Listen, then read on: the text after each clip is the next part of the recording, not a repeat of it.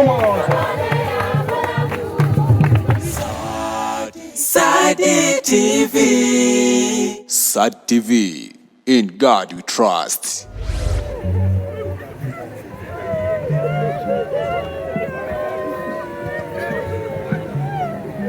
Sawa. Uongozi wa Roho Mtakatifu ukatawale viwanja hivi, ukaonekane mahali hapa, katika kila jambo na katika kila tendo. Neema yako itukumbatie. Kwa Yesu tunaomba, amen. Basi tunaomba wimbo mmoja ili taratibu zingine zikaweze kuendelea hapa. Chap, muda sio rafiki. Matendo ya Mungu yapita fahamu, ni nani ayaona wazi, lakini mapito ya Mungu kwa nini yafahamu, lakini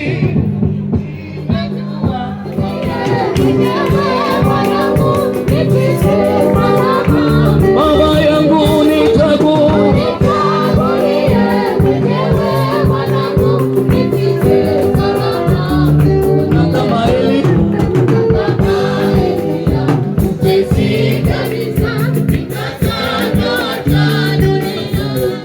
aliyetuacha.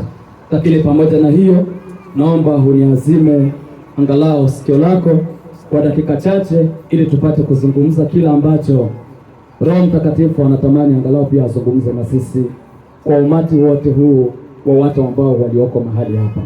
Wala ambao wasionifahamu kwa majina yangu, naitikia kwa majina ya Mchungaji Clement Ilangi Mzuri. Pamoja na hiyo, ni kwamba ujumbe wetu ni kwamba matendo yako yatapimwa. Matendo yako yatapimwa.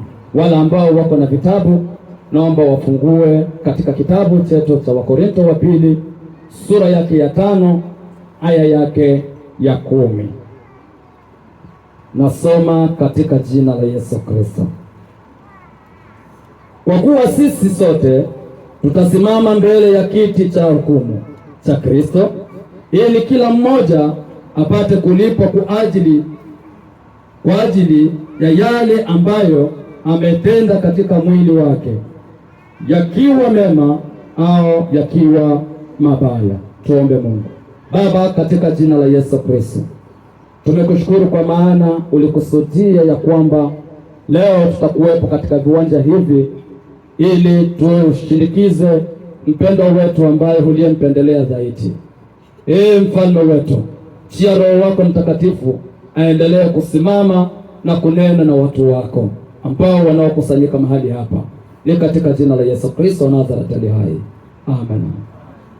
Maisha ya mwanadamu ni safari ya muda mfupi sana, pale ambapo tunapojisahau ya kwamba endapo tupo mahali hapa lakini tupo wapitaji.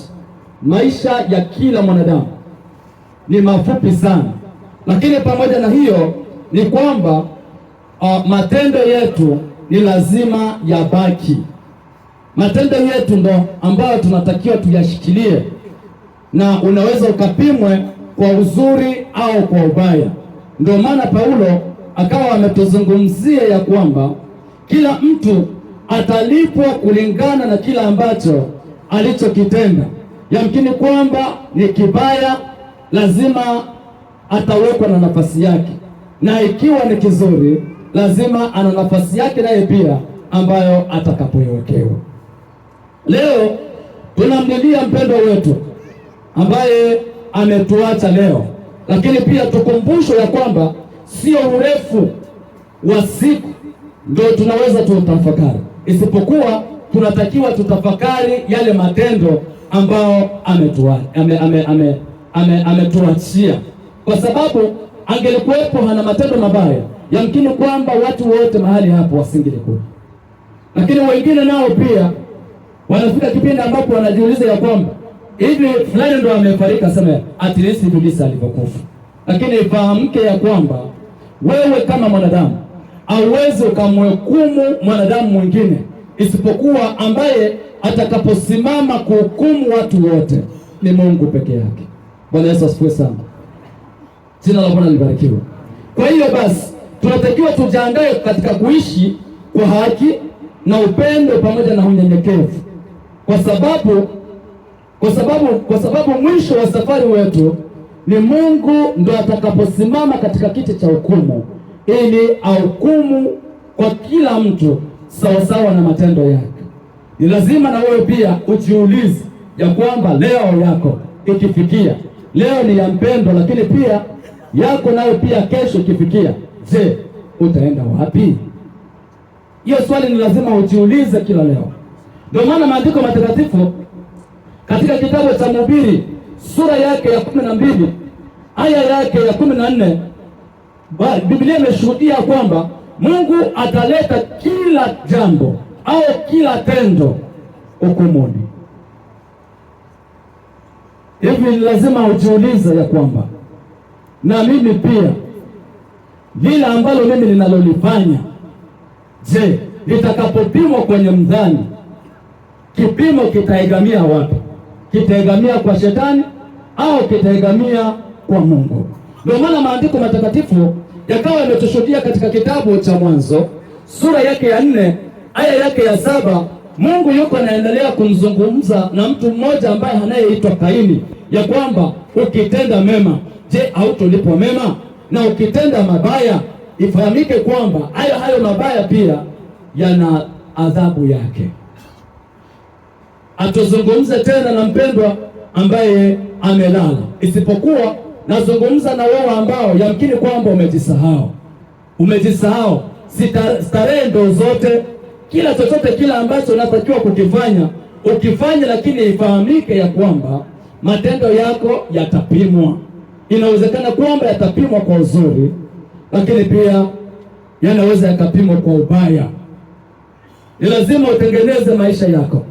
Wewe ambaye ni mchawi, ambaye unaharibu watu wengine, mtu mwingine awasemezani, lakini kumbuka ya kwamba siku yako ya mwisho inawezekana kwamba hautopata na nafasi ya wewe kusimama uende ukamwombe msamaha yule mtu ambaye uliyemuua au kitendo ambacho ulichokifanyia mtu mwingine. Kwa hiyo ni lazima utengeneze maisha yako na bado ungaliki hai, ili kana kwamba matendo yako yaendelee kuhesabika kuwa ya haki. Bwana Yesu asifiwe sana. Jina la Bwana libarikiwe. Tumeona kitabu cha Wakorintho wa pili sura yake ya 5 aya yake ya 10, maandiko matakatifu yanatushuhudia kwamba kila mtu atalipwa kulingana na kila ambacho alichokifanya hapa chini ya jua.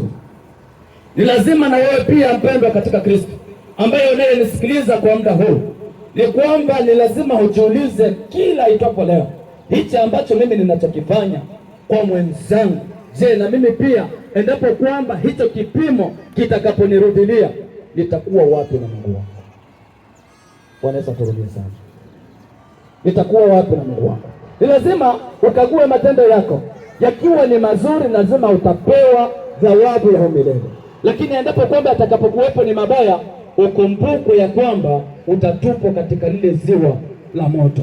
Ndio maana maandiko matakatifu yanatushuhudia kwa ajili ya yule tajiri pamoja na Lazaro. Tajiri aliona starehe za maisha ya hapa chini ya jua ndio mazuri sana kuliko starehe za umilele. Matokeo yake akaenda kutupwa katika lile ziwa la moto.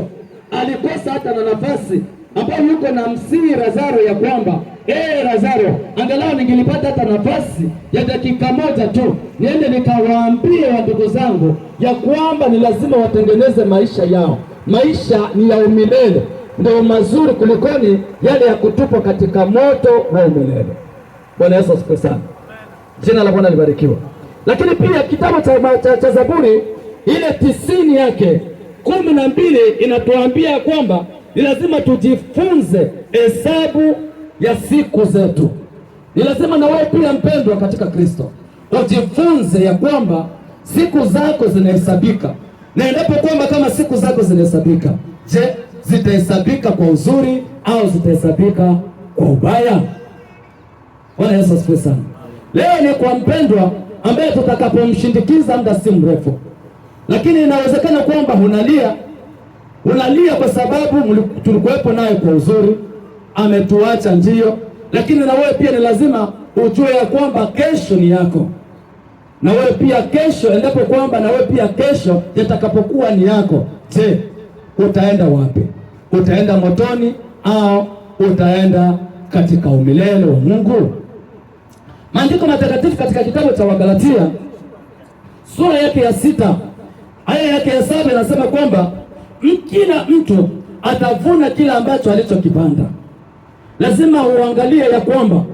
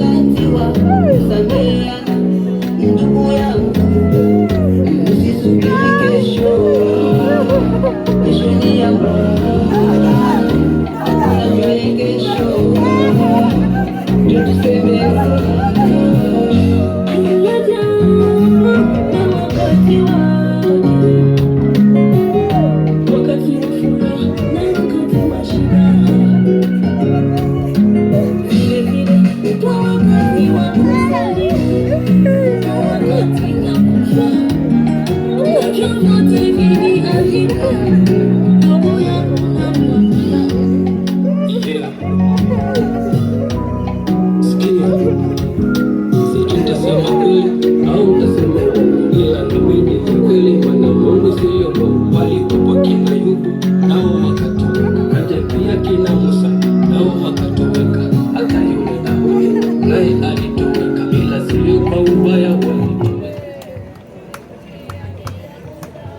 nilizani milele, kumbe dunia ni ya muda. Baba, nilizani milele, kumbe dunia ni ya muda. Nilizani milele, kumbe dunia ni ya muda. Baba, nilizani milele, kumbe dunia ni ya muda.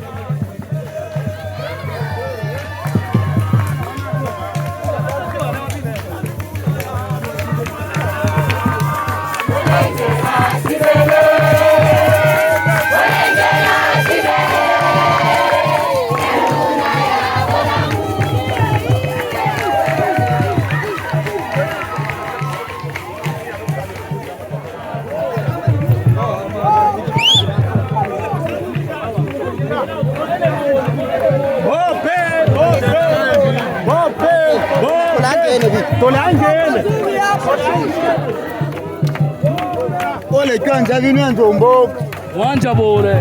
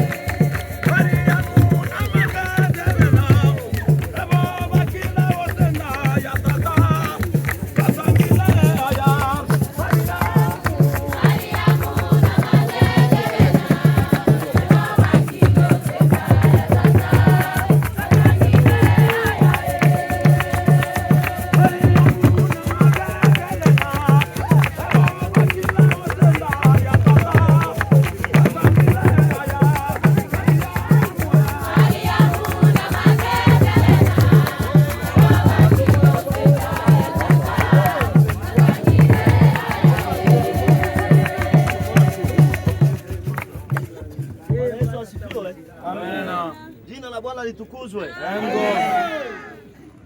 Tunakwenda kuomba Mungu kwa ajili ya kutuwezesha kufika salama Malaloni. Mchungaji Eliazeri yuko hapa. Kiongozi Eliazeri. Karibu kwa maombi baba. Baba wa mbinguni, katika jina la Yesu. Ndio. Kimbilio, tegemeo, msaada wetu wa kudumu ni wewe. Tazama tumefika mahali pa kumhifadhi mtumishi wako. Sasa ni wakati wa wewe kuonekana utukufu wako ukizunguka mahali hapa, na faraja kwa familia pamoja na kanisa na kijiji kizima na marafiki wote wapate faraja kutoka kwako. Naamini neema yako itaonekana, ulinzi wako utaendelea kutenda kazi mahali hapa. Ni kupitia jina la Yesu. Amen. Amen. Jina la Bwana libarikiwe. Amen. Tunasoma kitabu cha Isaya sura yake ya 26 na mstari wake wa 3. Biblia inasema, utamlinda yeye ambaye moyo wake umekutegemea katika amani kamilifu, kwa kuwa anakutumaini. Mtumaini Bwana siku zote, maana Bwana Yehova ni mwamba wa milele. Kwa kuwa amewashusha wakahao juu, mji ule ulioinuka aliushusha, aushushe hata chini, aulete hata mavumbini. Amen. Amen. Naomba watu wamoja washuke humu ili tuweze kuweka mwili wa marehemu ndani ya kaburi, na kule wimbo uwe unaendelea. Bakwata yaso ibake manyengo chao wanja omikuru watata bakwata yaso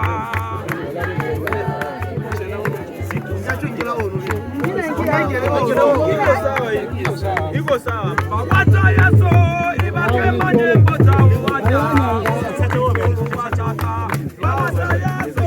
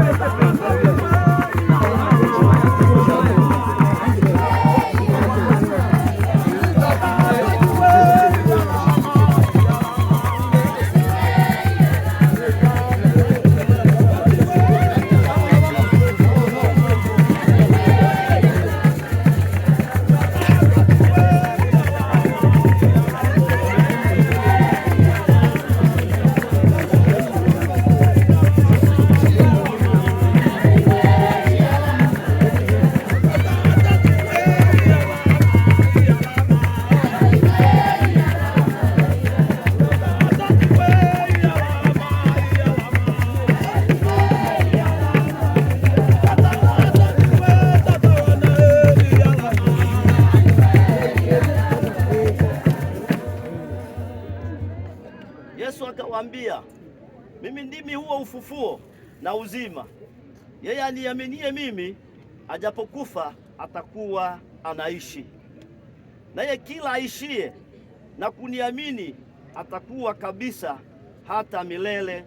Je, unayasadiki hayo? Ni kweli, anayemwamini Kristo anaishi.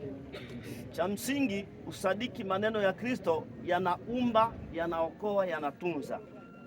Leo tuko kwa mpendwa wetu Dina, tumeachana naye. Kesho ni kwangu na ni kwako pia. Bwana Yesu asifiwe. Kwa hiyo cha msingi, andaa maisha yako mpendwa, ili umuone Kristo atakapokuwa anaishi ndani yako. Injili ya Yohana 14:1. Msifadhaike mioyoni mwenu, mnamwamini Mungu, niamini na mimi. Nyumbani mwa Baba yangu mna makao mengi. Kama sivyo, ningaliwaambia, maana naenda kuandalia mahali. Basi mimi nikaenda na kuandalia mahali, nitakuja tena niwakaribishe kwangu, ili niwepo nanyi muwepo. Nami niendako mwaijua njia? Tomaso akamwambia, Bwana, sisi hatujui uendako, nasi twaijuaje njia? Yesu akamwambia, mimi ndimi njia ya kweli na uzima. Mtu aji kwa Baba ila kwa njia ya mimi. Amen. Amen. Tunaamini kwamba hakuna atakayeweza kumwona Kristo asipoweza kumwona Mungu asipoweza kumfahamu Kristo ni nani, kumwamini Kristo ni nani. Kumwamini Kristo maana yeye ndo njia pekee iliyopewa dhamana ya kuwapeleka watu kwa Baba. Bwana Yesu asifiwe.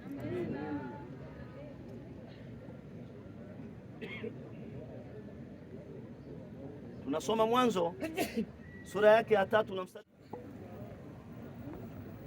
Tunaomba wimbo. Solomoni kwenda Gideoni alimuomba Bwana.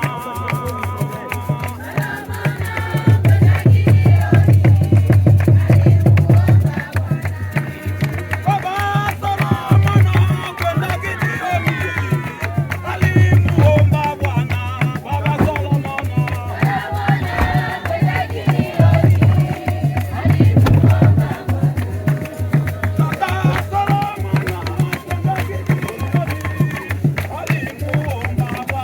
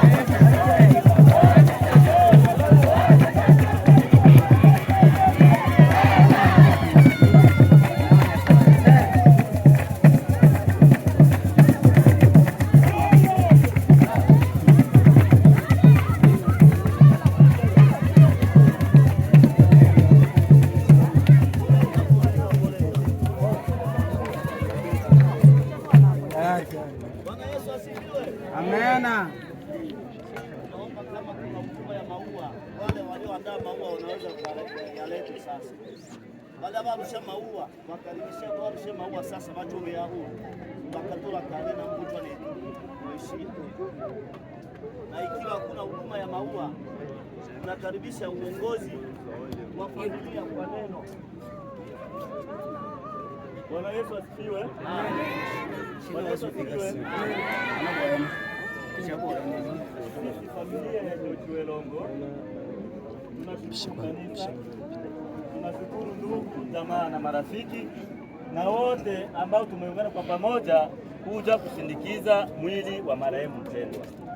Hao wachungaji aidha kanisa hawezi kuwalipa. Sisi familia hatuwezi kuwalipa. Lakini sote tutalipa malipo wakati Mungu ataruhusu Yesu aje kuchukua kanisa lake, na ni pale tutapewa kila mtu mshahara wake. Aletenda mazuri atalipwa na aletenda mabaya atalipwa. Bwana Yesu asifiwe. Amen. Basi tulianza hapo jana msiba wetu, tutamaliza siku ya pili. Kwa hiyo tunawashukuru wote na tuendelee kuwa pamoja, wote tuwe na moyo kama huo. Nawatakia baraka tena Mwenyezi Mungu. Bwana Yesu asifiwe. Amen. Kijiji wapo. Kijiji. Ikiwa kijiji wana neno tunawakaribisha. Na hakuna ngoja tumuite mchungaji Lumembe, mchungaji Amuri. Amoya.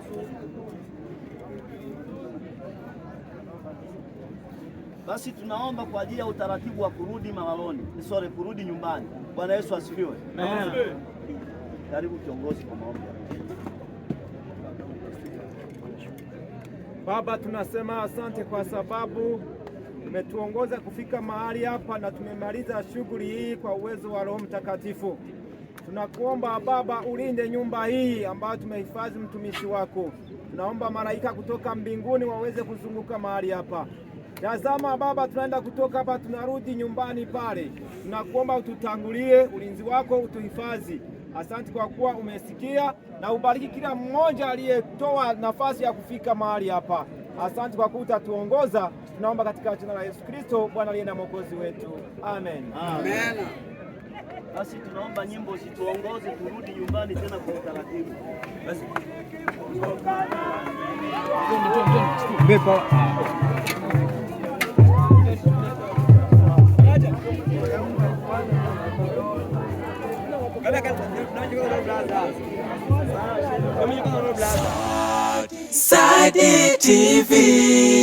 Sad TV.